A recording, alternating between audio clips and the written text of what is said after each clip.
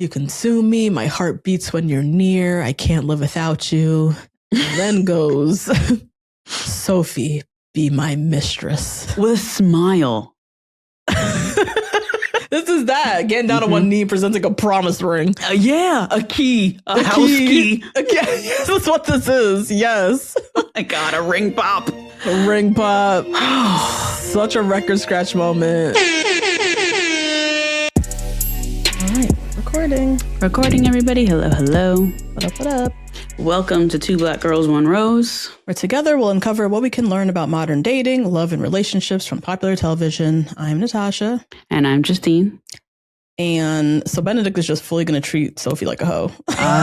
This is exactly what we said last episode. And I'm so sad it came to fruition. Oh my God. And honestly, which we'll get to my question too, in this world that they live in, she kind of has to consider the proposition. You think? I think so. She's a lowly maid with no family, no prospects. Being a mistress is going to elevate her. So she really got to think about this. Is it going to, though? Is it? She's the product of this exact thing. Her mom died and nobody cared. Her dad died and she didn't get shit. Yeah, I know. So is it? Yeah, I mean, her dad seemed like a terrible person anyways. Benedict seems at least a little nicer, that he wouldn't leave her and their children like high and dry. We don't know. Yeah, but I don't know. As of right now, she got this little job. No money. She has no family. She has nothing. The best offer she has on the table right now is to be the mistress to the top Bridgerton brother right now. It sucks, but I don't know. She got to consider it. I don't know if it would elevate her at all. I think she would still be in secret. I don't think Benedict's any nicer than her dad. I think it would elevate her in the way that like she would have a place to, like, the mistress always she got her own little apartment. She got her own wardrobe. She got to go places with him. We see his friend who has the little side chick. She's looking nice and she looks well fed and well rested. Like she wouldn't have to be forced to live in like the servants' quarters and live like a servant. She would get a little bit of more quality of life, I guess. Maybe, yeah, a little bit. But yeah, my question for the episode is are there benefits to being a side chick? Ooh, that's a great question. So we'll talk about it. Yeah. Ever had that my last pair of contacts panic? I know I have. Or worse, been completely out and stuck wearing my glasses and have no other options. Now I don't even worry about it because my next set is always on the way from 1-800-CONTACTS. I've been using 1-800-CONTACTS, guys, for over a year now, and I can't accentuate enough how fantastic their customer service is. Getting contacts doesn't have to be a hassle.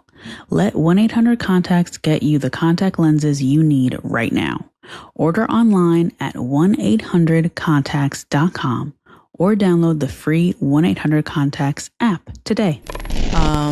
But yeah, so that I was like, Benedict, I remember when I first watched, I was like, is he for real? That's what I said. I said, oh, no. Turn this off. What? Don't even give me the other 4 episodes. I'm tired of this. They end the episode on him asking her to be his certified hoe. Like, that's so crazy. Oh my God. Oh man. My other thought is I'm really missing Kate and Anthony. Nobody could yearn like Anthony could yearn. Girl. Season 2 needs to be studied. The male actors. Season 1 though, Renee. Season 1 as well. Yes, he was the same. He was the original one that got us all caught up. That's why we're still here. He was the one that yoked us up, and now we're all Bridgerton fans. He's fucking that dude. But Anthony, like, that actor. I don't know if he studied Jean Renier or whatever, but like he brought it to another level for season 2. Yeah.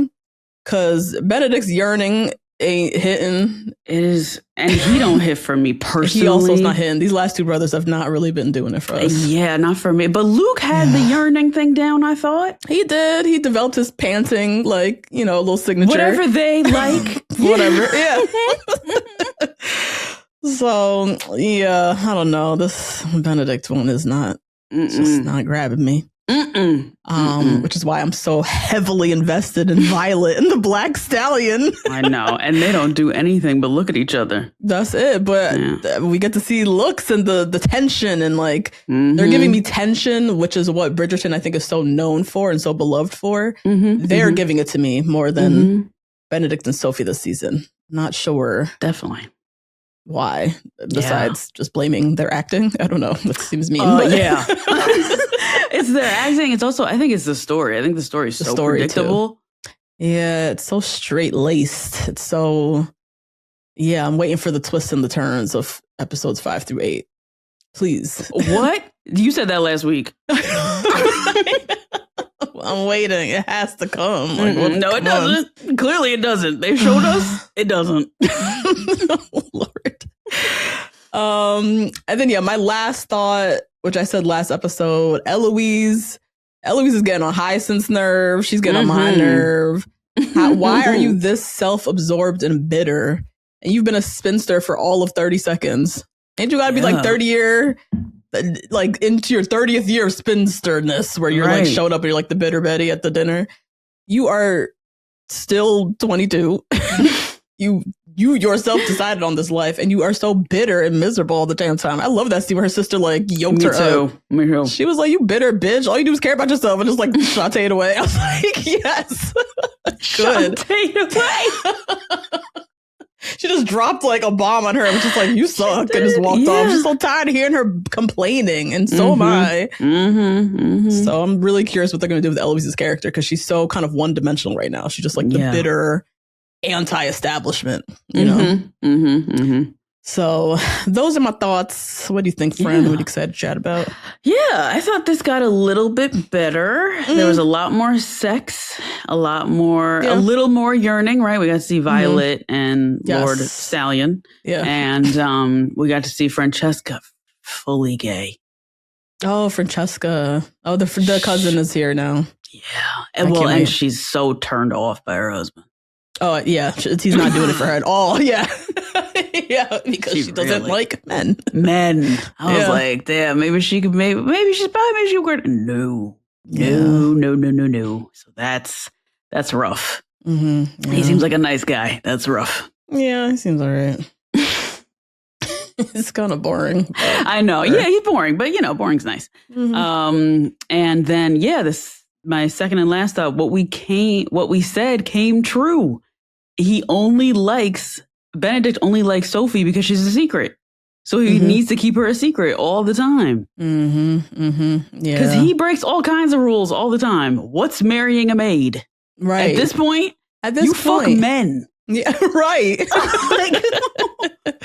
What is that? Like, true. What's the point of especially when you don't care about the society, you don't care about the ton, you don't care, then marry the maid and who cares? Exactly. You're the spare anyways. Antony was the one that had to marry someone with, a title. So why don't you just do whatever you want to do? Why do you suddenly care so much that you have to keep her in the closet?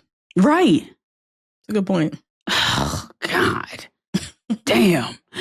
Just tired of like the gaps in storytelling in this. I'm really tired of this. With his character in particular, they've set him up so much. For 3 seasons, they've painted him in a very certain way. And so the storyline that we're getting for this wild child playboy who doesn't care about anything has become so traditional. Yeah. Overnight, seemingly. Overnight. Yeah, literally overnight. Overnight. And it just doesn't seem consistent with his character. You know, if he was really the wild child, he wouldn't give a fuck about any of this. Exactly. He'd be blatantly fucking her in the house. You know what I mean? Exactly. And we don't know anything about Sophie. No, I mean, a little bit of her past. We know her, but we didn't know her before that night. So for him to be changed overnight that night, we've known him for 3 seasons. We've never met her. That just seems like such lazy storytelling to me, right? Yeah. Like, I want to know all the other bitches he's, banged in the past. That weren't doing it for him. What was it that was missing? Because I need at least 2 of them back running into them at the ton. Like, huh? Yeah. Both you men. Who? What? Yeah. And both men. I need that element to come back.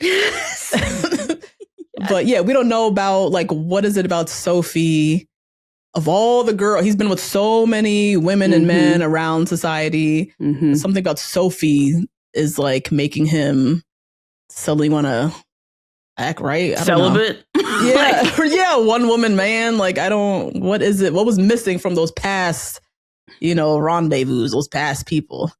We haven't really gotten into that. So no. Very, very two-dimensional characters. Yeah. I don't see anything 3D about these people. And like Daphne, Renee, all these other Kate people. Kate and Anthony. I know. Honestly, I would take Kate's sister. Yeah, let's get her story. Because her husband left her at the altar for her sister. Right. So I'd like to know more about like what happened there. What happened to her, yeah. I really like that actress too, and I haven't seen her do anything. Bring her back. She's so cute. Yeah, would be nice. I have a real problem with Shondaland with this season. I don't know. There's something about it. I'm really like, it's irking me. But I'm curious about the books. Is this the book? Is this Benedict's book? There ain't no fucking way. This is the book. I don't know. The book is Cinderella? I don't know. They're based on books. It's not like it's not original screenplays. It's adaptations of some sort. So I'm like, is this what the book was given for Benedict? Or is this like completely new artistic territory that Shondaland just like went rogue? I don't know. Let us know, guys, in the comments. Yeah, I don't know either. And then for my question, I wanted to ask, because we have a lot, or not a lot, but we do have a storyline of friendship, which I'm glad they took that note from last season. Not nearly as good as Eloise and Penelope's last year, but it's still something. Who's friendship? Lady Danbury. Yeah, Lady Danbury and the Queen. And the Queen. Yes. Okay. Right. What is the role of a friend? Is it because she's like, what I was thinking about was last week when she said, what's going to happen when he dies? And I'm like, girl, that was your husband. This is your friend. What you mean was going to happen when he dies? Like, right. Am I supposed to marry you and move in? No, I got to go live my life regardless. Yeah. And she's trying to train this other woman to be the role of her friend so she can leave. And it's just very fascinating how she's trying to coach her into like a personality that is not. I don't know if it's working out, but we'll see. They're doing something with the Montresses. Thank God. Yeah, I know. But also, with your question, what's the role of a friend when there's like a implicit power imbalance? Because like if you make this modern times, not the Queen, but like if you like worked for your friend, right, or something. Remember Candy on Atlanta? Her friend, I don't remember her name, but she was one of her best friends working for her. And then Mama Joyce was talking about she retired or whatever. Like, oh my God. Wait, what's her name? What was her name? My God, it begins with a C and it's not Carmen. Carmen. I can hear Miss Joyce. Mama Joyce. I don't like Carmen. Yeah. But Candy was Carmen's boss, and they were good friends. So like, that's just an example. But like when there's a power dynamic similar to the Queen and whoever is working with the Queen. She's the Queen. She's your Queen, Yeah. So what does the role become? How does that get murky? Yeah. I don't know. Yeah. We'll talk about it. We shall. All right. Before we dive into the recap, Potomac reunion looks are out. Wow. There's some good ones in there. There's some not so good ones in there. Some horrid outfits in here. Yeah. So we're gonna do a little fashion recap of Potomac looks.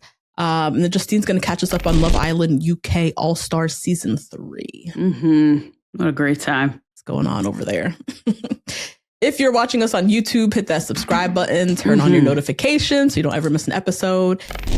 If you desperately want more from us, you got to join us on Patreon. All the good stuff is on Patreon. You can listen to our pre-show every episode. You can watch the full video, see our lively animated reactions to what the hell we watch in this season.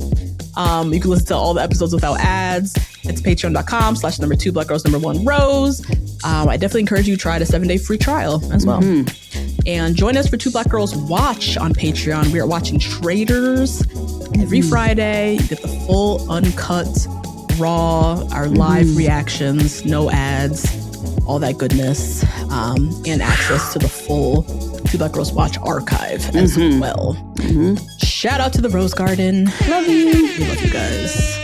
Me and Dorian are currently in like a vigorous back and forth about traitors. What? Traitors right now in our voice notes. Whose team is he on? Rob's? We're like dissecting the Colton unconscious bias thing. I was thinking about that this morning because of something Tiffany said. What do you think though? Or what's so Dorian is giving credit to Colton in the fact that he's just one of the best sales people in the house. Okay.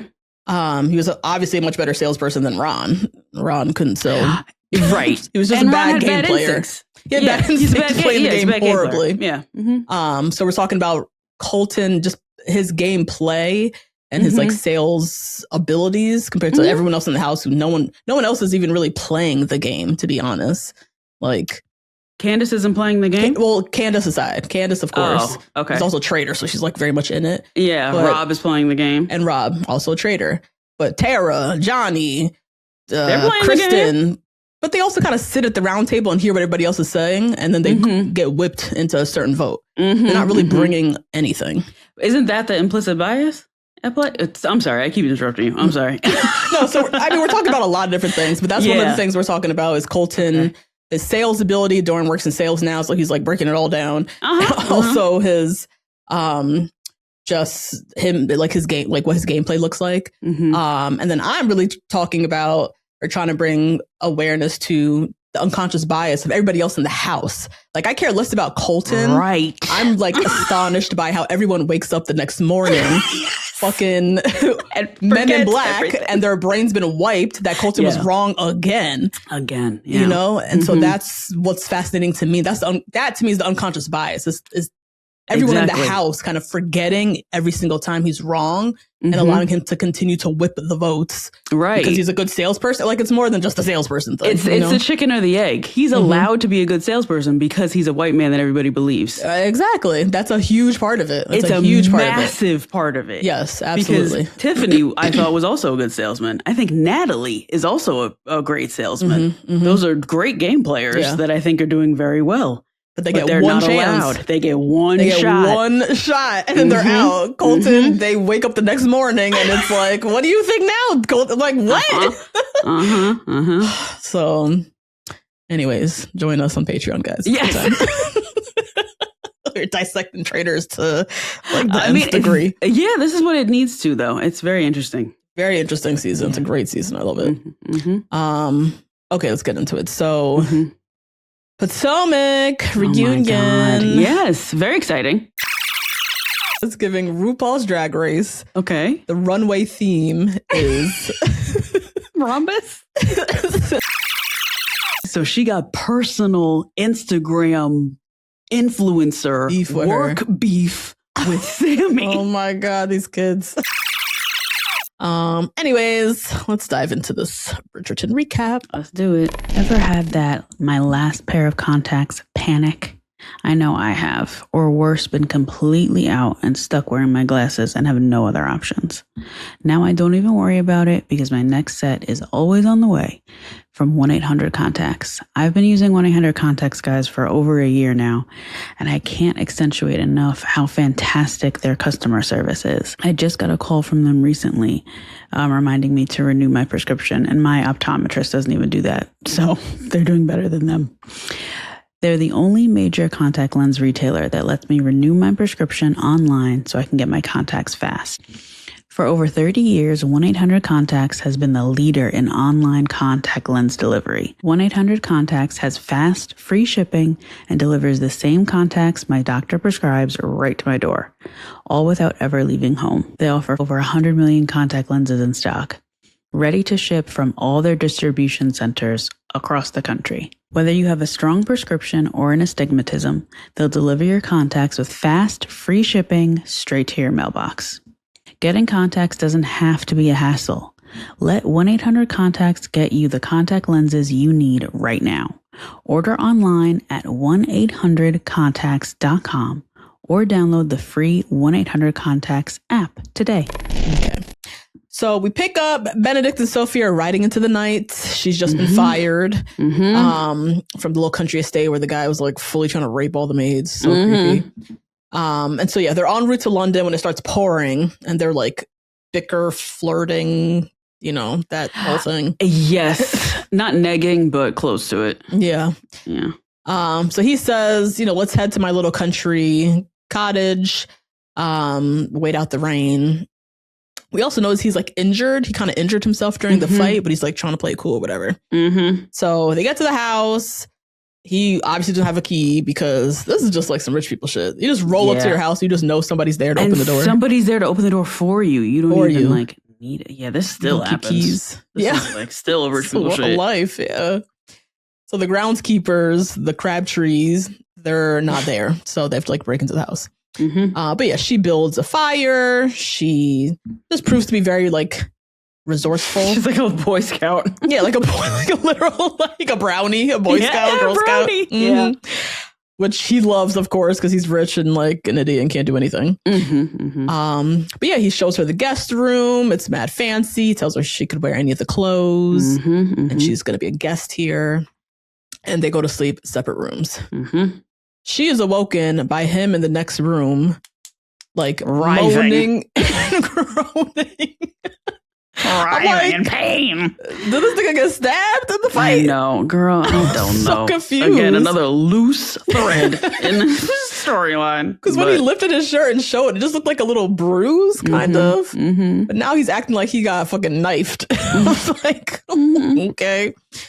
Well, she rushes over in the night to like tend to his bruise, and he's like in this very sleepy daze, and he kind of sees the woman in silver and says to her a few times, "Kiss me, don't leave me again, kiss me." And she's just like, this is such fuckboy behavior. God. Now, the next day, another thing that's also annoying. Sorry, this pissed me off. So when he was promenading all over the place and staring at everybody's lips and eyes and asking them shit, like, why is he not doing that with her? Why doesn't he recognize her? If he's going by lips, why doesn't he recognize her? Yeah. For weeks, he's going to balls and focused on lips and eyes. I feel like I'm driving on a road and there's potholes everywhere. That's what it feels like watching the season. Yeah. Like, maybe in the beginning here, because he fully just thinks she's the maid. But, like, as they start to get closer, it's not dawning on him. Like, oh, my God, those lips. Like, man. No. Damn. I'm just picking apart this damn season. But this is why you can't have Cinderella story for 8 episodes. Yeah, because you can't actually draw it out this long. No, we got to make some twists and turns soon. Now, the Crabtrees, it's like they're an older couple. They like manage the estate. They return. He explains everything to them because they're like, why? Who is this woman? She's unchaperoned. What is she doing here? Like, and Sophie tries to be very helpful. She's used to being a maid and like just helping out. Serving. So it's like very hard for her to like sit still and like just be a guest. But she, enjoys her little day. She has on her Bridgerton blue dress. Cinderella blue dress. Oh, yeah. Get it? It's also Cinderella blue. True. And he's kind of just like watching her through the window, with a smile. At night, they have like a little banter in the library. She discovers he's a painter. He likes to paint. As do we. I guess. And he learns that she can, not only can she read, which is like unusual, I guess, for a maid, but she's like very well versed in art. She speaks French. And just like has all of these skills and talents and characteristics that seem odd for a maid. He's like kind of thrown by it, but also like loves it. Also, Mrs. Crabtree, she senses something's going on between them. And she warns Sophie, don't mistake his kindness for familiarity. Remember your place. Which, that's how you get caught up. I know, she's evil too. She's like, fuck you. Think so? Yeah, I'm managing this house. I gotta open this door for this nigga who never has a key. He come in here bleeding out. I gotta clean his garments, do all the rest of this nonsense. And you can't even work because he said so? Right, because he said so. Oh, God. But yeah, that's a big theme that starts to come up is the remember your place. Remember your position. Don't get too comfortable. He's nice, but he's also your boss. So you can't like mistake that. But yeah, the next day they're like flying kites together. They're laughing. They're having fun. Sophie kind of like accidentally happens upon him skinny dipping. And yeah, right. She can go fapping later. And yeah, he like accuses her of spying. She scolds him for swimming when he's supposed to be like recovering. They have this like heated, passionate argument that leads to their first kiss. Now again, Miss Crabtree, she's peeping the vibes. Now she talks to Benedict and reminds him this is her job. She's such a party pooper, bitch. Let them have fun. I know. And also like a bone collector. Bone collector, cock blocking. Jesus. Now she's talking to Benedict. Remember Sophie Station, you know, and then also reads him to filth about how he claims to be an artist but never finishes what he starts. And nobody knows but me. Yeah. See, she's just tired of this. She's tired of Benedict reading him down. He was bringing some hoes to this damn place that she had to clean up after. So she's so over this. Oh my God. And this is probably his party trick. I'm an artist too. Look. I'll paint you a picture like Mea Culpa. Shout out to anybody who watched Mea Culpa. Oh my God. A horrendous movie. That same thing. Jesus Christ. You got to watch it just for a laugh, yo. You have to. It's a full comedy. Bad. It's so bad. That's Tyler Perry, right? Of course. Tyler Perry? Who else would make something like that? Oh, with Kelly Rowland and the guy from Travante from Moonlight, which makes me so sad that he went from an Academy Award-winning film to a Tyler Perry special. That is so sad. Yeah, that a lot of people watched. You know, it was number 2 on Netflix for a long time. Yeah, it was up there, but we all was watching it for different reasons. Like, so it's fully their high boots, eating like popcorn, cracking up. That's why I was watching it. God. So anyway, Miss Crabtree like reads him to Phil. You claim to be an artist. You don't even finish your shit.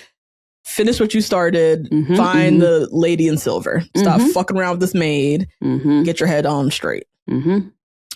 So finally, he kind of recovers. Sophie and Benedict decide they want to head back to London. He apologizes to her for kissing her. She agrees they should never speak about it again and is very just like old about it. Go to London. But then they're both like longingly looking back at the cottage. They're trying to create the yearning. I'm not feeling it. I feel like she could do without him. I know. Right? Isn't that what it's giving? It really is. But I guess like she did go to the ball. She has dreams, right? Yeah. That's another thing they're not really getting into. She has dreams and aspirations. She's fully snuck out and went to the ball because she wanted a night of like fun and luxury and just to be out, you know? Yeah. Do you think that we are to assume that her dream is actually what is owed to her, that her stepmother stole from her, which is that she's the daughter of a lord? Yeah. Right? Okay. Which we saw in the flashback too. At the funeral, she tells her like, I'm the daughter of a nobleman. She was like, bitch, you're my maid. Yeah. Like, let's not forget that. Yeah. So I think that kind of always has to be a nagging factor that she's supposed to be a part of this world. Yes. But people are constantly telling her, this is your place. This is your place. This is your place. Yeah. Okay. All right. We're on the train. We're back on. Yeah. Guys, we're back on the train. Okay. Yep. We're here. That's maybe why she's kind of hanging on to Benedict a little bit. There's a little nagging. There's a little angel on her shoulder saying like, you're owed this, you know? So maybe that's why. Yeah. I don't know. No. I don't know. At this point, I take the ghost of the dad coming back. And give us some insights. Yeah. Now, back in London, while all this is going on in the countryside, a lot of things going down in London. So Liddy Whistledown is writing about the Great Maid War. So Lady Penwood, the mean stepmom, she, dismissed Sophie. And so everybody knows that a maid has been dismissed at the Penwood Manor. She's now hired 4 more maids that she poached from like other families in the ton. Where is she getting all this money from? Oh, well, this is the thing. I thought about her with her wearing all that black all the time. I think it is because it's supposed to look like she's grieving nonstop. Yeah. Right. She's like a widow. Yeah. All the time. Right. Yeah. So I think that's where she got the money from. I think she's stealing it from these niggas she murdering. Oh, and changing up the wills and stealing all the money. For sure. Yeah. That's why everybody's so suspicious of her. One, yep. Where'd you bury these bodies? Two, yep. You're like one of the richest women in the town now because of these dead husbands. So they just like don't trust her. And then she's always wearing black to like remind everybody she's in mourning. Yep. Okay. Oh, interesting. Right? He's interesting. Yeah. Like yeah. Now at the Featherington house, their longtime maid, she tells Lady Featherington that she received an offer from another household and she's considering it because y'all don't pay me shit. So she gets the courage. She asks for a raise. Lady Featherington, her broke ass. She's always not broke. even. She claimed. Oh no, she is broke. I forgot about that last season. Yeah. Oh shit. I mean, now that Penelope's a Bridgerton, maybe she came into a little bit of money. And she sells Lady Whistledown, doesn't she? Maybe I'm making things up. I might. Hold on. Never mind. Well, Penelope makes money from Lady Whistledown. She does, right? Yeah. Okay. So I guess now Lady Featherington is kind of profiting, but the past 3 seasons, that lady's been broke. At first, she stayed with a scamming ass man. Like, oh, that's right. So yeah. So now the poor maid comes to ask for a little raise, and instead she gifts her some old dusty frock. They're ugly too. They're so ugly. The Featheringtons always have the ugliest outfits. The ugliest clothes. Yeah. Their colors are like green and orange or something, right? And a nasty green too. Baby poop green. Yeah. And so, yeah, the maid eventually quits because she's like, y'all broke. I need more money. Y'all not paying. And Lady Featherington's like, well, I'm not going to beg you to stay. So she's like, all right, I'm out. Bye. Yeah, make your own tea. See ya. See you. Now with the Bridgertons, Eloise is now forced to chaperone Hyacinth. Which, I mean, if you ain't looking for a man, you're going to be useful around here. Exactly. Yeah. And this girl's trying to go drinking and go here and go there. And we can't have that. She's 15. Yeah, she'd be sneaking into place. She's going to be in trouble. She's going to get in trouble. She's a little fast one. Hyacinth. I know. I can't wait for her story. Whatever that book is. Yeah. I can see her getting like pregnant. Her story being like, she got pregnant. They got to take her to the black market, get this abortion. Like, because she's fast. She's trying to sneak into balls and stuff. Like, go sit down before you get caught up by one of these men. Yeah. So yeah, Eloise now is like forced to like chaperone her everywhere. Killmonger's got weak dick. No, his wife is gay. Also, his wife is a lesbian, full-fledged lesbian. I don't think his dick is weak at all. But yeah, they're big. I don't know, drama, but like they don't have a child yet. They've been together a few months. You know, you're supposed to get pregnant like immediately. Oh my god. So, Francesca thinks it's because she hasn't achieved her pinnacle, which is orgasming, and she's been lying to him, saying that she has. Yeah. But really, she doesn't even know what a pinnacle is. So she's like asking her mom, which is super embarrassing. And her mom's like talking in like analogies. So cloudy. Yeah. Because she hasn't had one. So just talking about it is too much for her. Right. And then she hits a Penelope who kind of like breaks it down because Penelope and Colin. Because they break all the furniture in that place. They stay fucking all the time. Now, Lady Danbury, she is eyeing Miss Mondrich to replace her as the lady in waiting. So she's already, we just get a little sprinkle of that. Yeah. And then Violet and her stallion. Oh my God. And she's coming into like her post 8 kids body. Oh my God. Yeah. Girl, I don't 8. even. When she said 8, I was like, God damn, is that many of them? I'm not looking in the mirror. Oh my God. After 8 kids, I'm not looking in the mirror. Fuck out of here.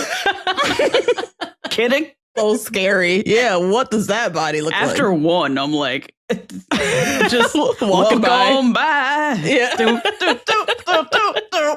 Like, can't. 8. Oh my God, you're getting wrecked. Jesus. That's so much.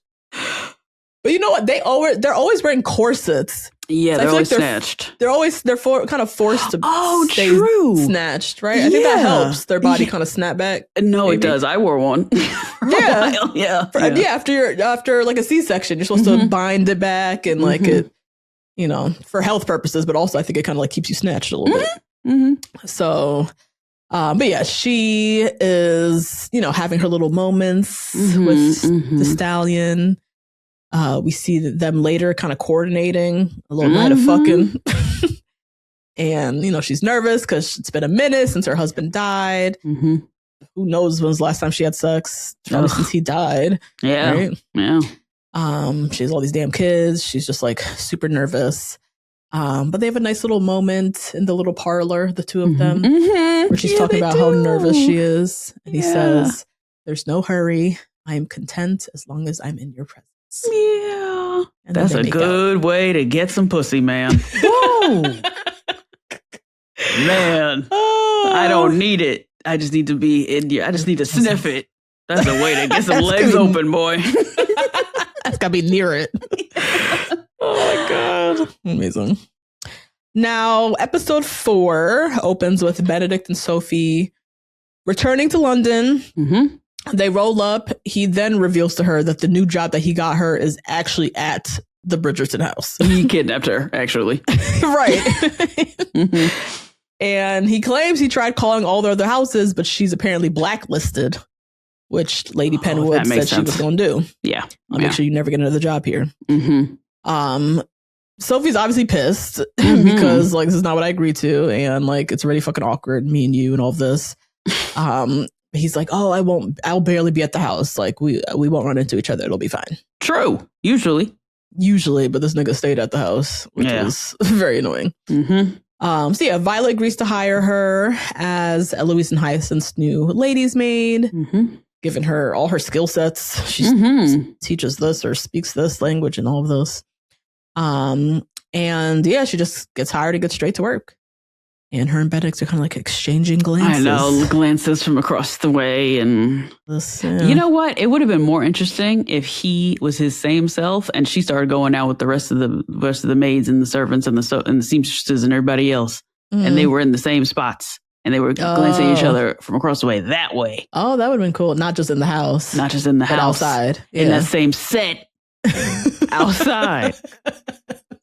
God damn, Netflix. Oh, God. That's true.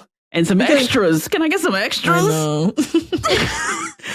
Because Benedict, like, he's outside. He goes to, like, fancy places, but he also just, like, he goes to the tavern, the pubs, like... So it would make sense that they would kind of like run into each other in a way. Or like on the street even. Like something. Yeah.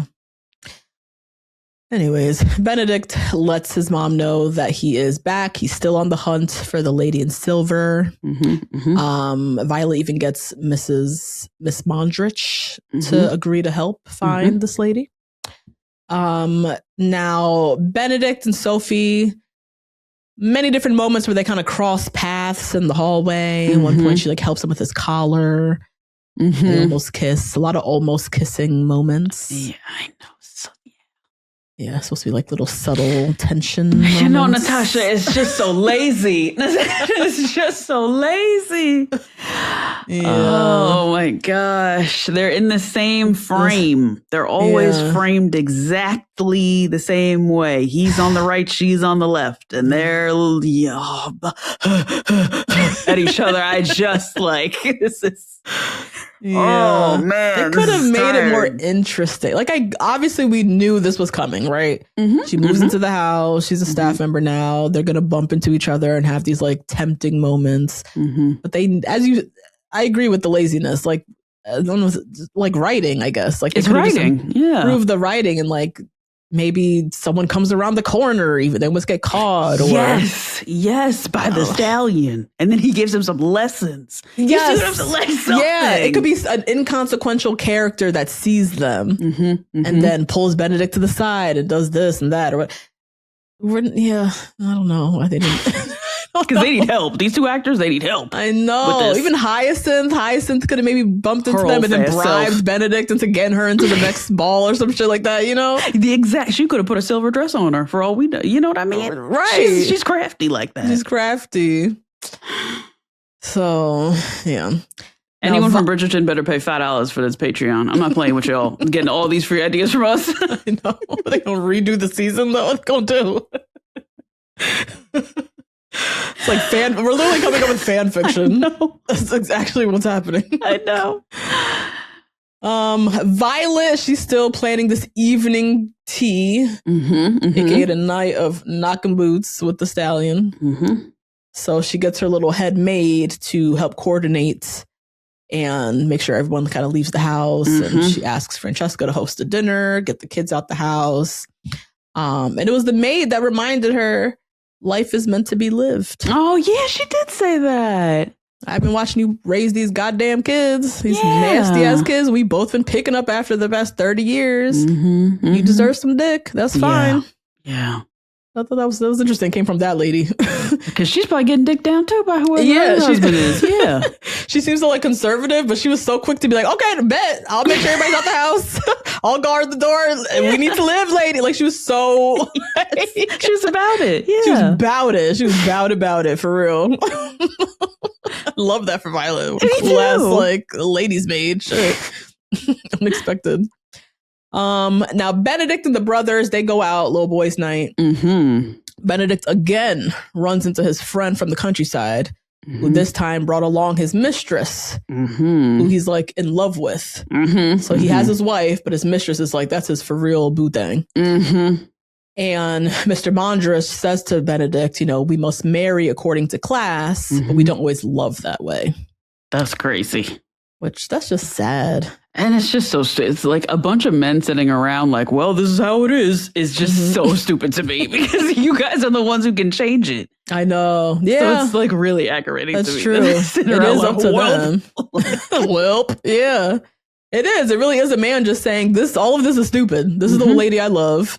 What the fuck ever. And give everyone freedom. Now even a woman who are in high stations can marry the fucking carriage driver. Right, they're always, they're all eyeing and really secretly have crushes on anyways. Yeah. It really is a man that could break all this down. But so anyways, Benedict kind of peeps that and is like, Now, Violet invites Sophie to tea. She's very intrigued by this Sophie lady. She wants to learn more about how she's so goddamn educated for a maid. And Sophie is very tight-lipped. You know, she's from down the block, honestly. Yeah. She's from the Bedwood house. She's like very much from here. And she is the maid that everybody's like blacklisted and talking about. But yeah, she kind of keeps it very, very tight-lipped. But does share that her week at the cottage with Benedict was, quote, one of the happiest weeks of my life. Damn. That's a lot. That is. Because he was wounded. He depended, like, she got to be like a guest. Yeah. She got to have the lady of the house, right? Yeah. A little week-long romance, kind of. But anyways, Violet decides to hire her permanently. So now she has a permanent position in the house.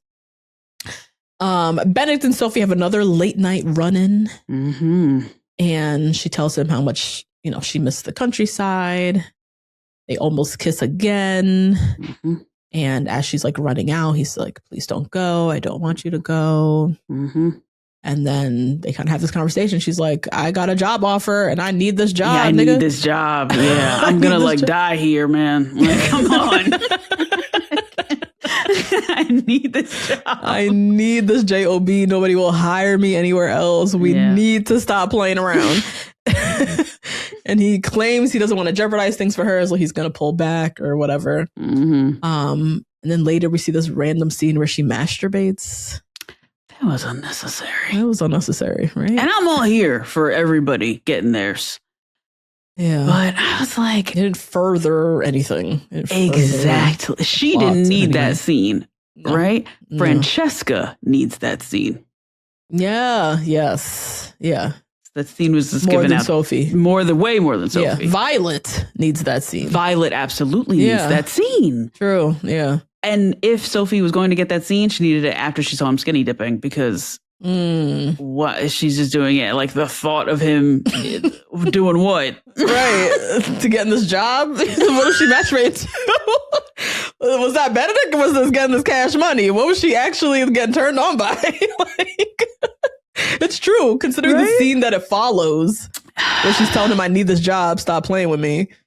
Then she goes to masturbate. Like it's what? giving AI. It's giving Chat GPT. Oh Lord.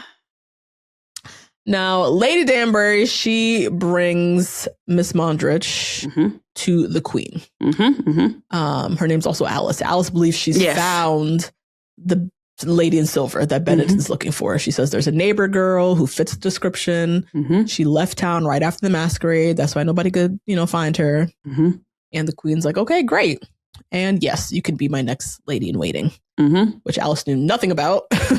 And in that moment, she realizes, like, Lady Danbury set this whole thing up. Yeah. So she's pissed because who wants to be played with like that? And Danbury just goes off on her, talk about how she's just like the best fit because of her personality. She'll challenge the Queen. You'll be a true friend to her. Like, she tried to sell the shit out of this thing. She's trying to go to Africa. She has got to go to Wakanda. She has got to leave. She's so tired of this lady and her tea and her bonbons and them little dogs. She can't stand it. She tried her best to sell this to Alice, but I would want nothing to do with this job. No, because how'd you trick me into a job? How you trick me into a job? My husband owns a tavern. That's enough. Like, yeah. And you're escaping. You're escaping it. Yeah. I'm your replacement. Come on now. Now Violet invites the neighbor girl, who's like maybe the girl in silver, to the house. And she meets Benedict. And as he's talking, he's seeing like she could be the lady in silver. Like her lips kind of look like, Sophie comes in the room to serve them tea. Yeah. That's the worst. So awkward. I know. Is he on a date? And such a reminder of like your station. Yeah. He's here trying to find a wife. You're not a viable option. Come serve this tea and shut up. So, yeah, she's a little butthurt. Benedict feels, terrible. She kind of accidentally spills tea on him. He like freaks out. Yeah. Well, even the mom was looking at him like, who are you talking to like that? He was like, just stop or whatever he said to Sophie. And Violet was like, keep it together. Yeah. But then, at the end, we learned the neighbor girl wasn't even at the goddamn masquerade. I know. So all of that, and she was like out of town. So I don't know where Alice got this information from. Well, she put all the rest of them together. She grew up in the countryside. She left right after. She can't dance. She speaks French. Yeah. Sophie returned to the room, and that's when she like goes off on him. Everywhere I turn, you're there. Yeah. You said you wasn't never going to be here. Now you're always here, lurking. And I feel like he gave her the best setup in giving her this job, but also the illest setup. I have this is my notes too. Congratulations, you played yourself. Yeah, that too. Yes, because I'm like, you're setting her up for your own sense of yearning that you want to fulfill today. But it doesn't seem like you want to fulfill it forever. It just seems like it's for today because she's a mystery to you. Right. So, she's just pissed. Like, I walk into the room to serve tea. Boom, there you are. I mean, somehow, like, I can't do this. I need this job. Get out of my face. Yeah. And so he finally agrees that he'll spend more time at his, like, bachelor pad and stop hanging around the goddamn house all the time. Now, Francesca and Killmonger. Do them real quick. So she's been faking these pinnacles. Oh, yeah, he knows it. Now he knows. That's he like sad. stopped. It was like, that was a girl. lot. That was a lot. That was a lot. You don't need to do all that. But they end up hosting the family dinner, so Violet can like fake being sick and go have sex, basically. And at the family dinner, this is where Eloise is being like such a sourpuss, still making jokes about marriage and just raining on poor Hyacinth's parade. She like loves the society shit. She can't wait. And Hyacinth just went off on her. I was like, you're so self-absorbed. I'm so tired of you. And same thing. It's like, this is your whole personality now. Like, what else? You're boring me. Then to our surprise, Killmonger's cousin, Michaela, shows up. Francesca is shooketh. Verklempt.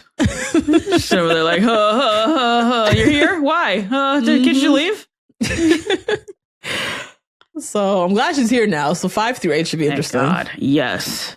Because they keep teasing. We don't know anything about Francesca. All we see is these eyes towards Michaela. Or anytime Michaela's mentioned, she's like, huh? Like, so finally we'll get to see some action of like what this is that has her so like caught up. And that is something else, to cheat on your husband with his cousin. His cousin. Who's a woman. I know. And is Michaela even gay, queer, bi? Who knows? Like, yeah, we don't know. Or is Francesca just struck by her beauty? And that's like her own thing. You know? Yeah. So we'll even see with that. We have no idea. Violet got her little negligee. Oh my God, full Savage X Fenty. She looked fab. It was really fabulous. Yeah. It was nice. The stallion comes over. He got abs for days. He is nice body. What does he do? Now I need his book. What the fuck was going on under there? He's 60. How old is he? Yeah, his body looks so good. Yeah. Abs on abs. Benedict, he's left, right? Still dreaming about Sophie. And he like decides he's gonna return to the house and look for her. He like does his little dramatic run. Sophie's heading out with friends. Remember, all the staff's supposed to leave the house. Yep. She's heading out. She has to turn back because she left her purse. And Sophie and Benedict bump into each other in the hallway. They fully start finger banging. Yeah, that was something else. Yeah. And he has his little like. This is another part where the writing was a little thin because it was just like a redo of Anthony's speech from season 2. Bitch. Okay. I thought the you same caught it too? thing. Yes. Yeah. I was like, first of all, they're always fucking in hallways, as if that's not the perfect place to be found. To be caught. Yeah. What? And then also, we've heard this before. He says, "You consume me," which I don't remember what Anthony said. Y'all know, drop it in the comments. But it was something very similar. And it makes sense because Anthony's an eater. Yes. That was a whole another part of his character. But I wanted them to bring a little something different. When he said, "You consume me," I was like, I heard this already. I was so mad. I thought this was going to take me there. I was like, yes, Benedict, what you about to say? Yeah. You consume me. I was like, what? Yeah. Oh my God. Didn't Anthony have like who had a duel in the rain? I think that was Anthony. Was that Anthony? Like, we're fully killing people. You know what I'm saying? And you guys just running into each other in the hallway. Come on, man. You consume me. My heart beats when you're near. I can't live without you. Oh my God. Then goes, Sophie, be my mistress. Sophie, 12 ellipses in between. There was so much time in between the Sophie and the question. I was like, is he about to say, will you marry me? Will you marry me? That's what I was immediately thinking. It's like, this is quick. No. Be my mistress. With a smile. This is like when people do that whole rooftop proposal. Remember on Young, African and Rich? Yeah. He did that full rooftop proposal. Be like, will you move in with me? Yes. Oh my God. I'll push you off the roof. You gotta go. Yeah. This is that. Getting down on one knee, presenting a promise ring. A key. A house key. Yes, that's what this is. Yes. Oh my God, a ring pop. A ring pop. Such a record scratch moment. Yeah, so definitely bad. Did not see that coming. No, me either. Yeah, that's true. Okay. I didn't. Which they kind of laid it up because they, we saw the friend with the mistress. We see him thinking about it, but I did not. My head did not go there. And Sophie's like, the fuck, nigga, what? You want me to be who? She don't even answer him. She just heads out. Just totally just walks away, looks at him once, and then was just like, shake her head, like, what the hell am I doing here? Exactly. I know. She's like, what is my life? What have I turned this into? Right now? I gotta go. What the heck? And it's just her past following her. Like, it's just her mother's footsteps following her, and she like can't be bothered. Yeah. I have a very random would you rather. Oh boy. Okay. Because we have Sophie with a proposition. We have Alice with a new life paths essentially being like offered to them. Would you rather be an Alice or a Sophie? Would you rather be the Queen's lady in waiting? Ooh. Or a Bridgerton mistress? That's only tough because Penelope is a Bridgerton. And she's so gossipy, and she would just tell all my business that I am clearly a secret. You know what I mean? Like, that's the whole appeal of me. So she'd be gunning for me all the time. But she's being more mindful about what she writes about the Bridgertons, though, now that she is a Bridgerton. Yeah, true. She might not. Yeah, maybe not. Maybe. But so if that's the case, then definitely a Sophie. Bridgerton mistress. Yeah. Because a hired friend is just... That's the worst. That's bad. Talk about pathetic. I'll take a being mistress. Thank you. I think I would definitely choose mistress too. You also get more freedom. You're the Queen's lady in waiting. You're kind of in a prison. Yeah, that's what it seems like. That's what it seems like. For Miss Girl. Lady Danbury. Yeah. As good of friends as they are, that's our good Judy from like they're like teenagers or from whatever. Queen Charlotte, those days. Yeah. And she still got to listen and show up and do this and that. And that seems like that you're more in prison than as a mistress. You have a bit more freedom. You have your own man. You could probably have your own man on the side. And you could probably get on a boat and go with him to, wherever, Ireland or somewhere and escape. This lady is in prison, as you said. Right. So, yeah, I feel for Alice. Sophie, me too. I have to think about this one, Sophie. It sounds crazy at first, but let's give it a second thought. You ain't got nothing else going for you. Might not be a bad job. A Bridgerton mistress. Might not be bad. Oh my God. Now at the very, very end of the episode, we see Lady Penwood and the two daughters have moved in next door to the Bridgertons. I guess that was something happening in the background, like the house was on for sale or something next door. Would have loved to see that. I think it was mentioned like once or twice. Shondaland. Yeah. So they are the new owner. They're the new next door neighbors of the Bridgertons. And then the old Featherington maid is the new like head lady there. Yeah. And those were the episodes. We got a little preview of what's to come. We see Violet quitting, basically telling Sophie quitting, telling Violet that she found another job. Violet's suspicious. She feels like Sophie's hiding something. We see Mr. Mondridge giving Benedict some more insights, I guess. They ain't doing nothing with him either. He's like the black friend of. That's really all it is. He should have been. Oh no, then he would have been having an affair on his wife. I was going to say he should have been the Lord Stallion, but he's married, so that wouldn't have worked. Yeah, no. Yeah. But yeah, we see him saying to Benedict, quote, "No woman desires to be hidden." It's true. But last week you told me some people take a mistress because you marry by class and not by fate. Oh my God. Yeah. We see Sophie and Benedict kissing some more. Him saying, "I cannot love a maid, and yet you have taken possession of me." Francesca looking very lovingly at Michaela. We see Kay and Anthony finally in bed. Always. Who knows where that baby is? They showed the baby for a second.